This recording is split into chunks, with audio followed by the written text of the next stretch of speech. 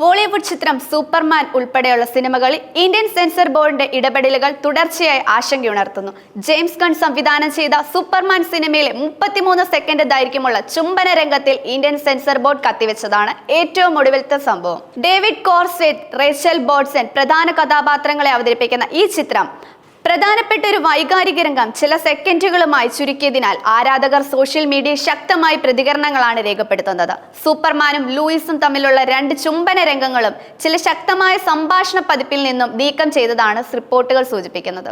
സൂപ്പർമാനും ലൂയിസും ചുംബിച്ചുകൊണ്ട് ആകാശത്തിലേക്ക് ഉയർന്ന നിർണായക ദൃശ്യം പൂർണ്ണമായും ഒഴിവാക്കിയിരിക്കുന്നത് പ്രേക്ഷകരെ നിരാശയാക്കിയിട്ടുണ്ട്.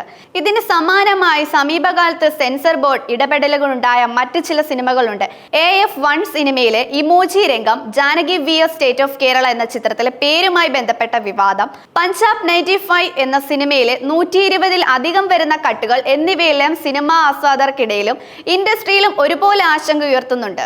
സെൻസർ ബോർഡ് ഇടപെടലുകൾ ഇന്ത്യയിൽ ആശങ്കകൾ ഉയർത്തുമ്പോഴും ലോകമെമ്പാടും സമാനമായ രീതിയിൽ കത്തിവെക്കപ്പെടുകയോ നിരാശപ്പെടുകയോ ചെയ്തിട്ടുണ്ട്. പിന്നീട് ചരിത്രം സൃഷ്ടിക്കുമ്പോൾ കട്ട് സ്റ്റാറ്റസ് നേടുകയും ചെയ്ത നിരവധി സിനിമകളുണ്ട്.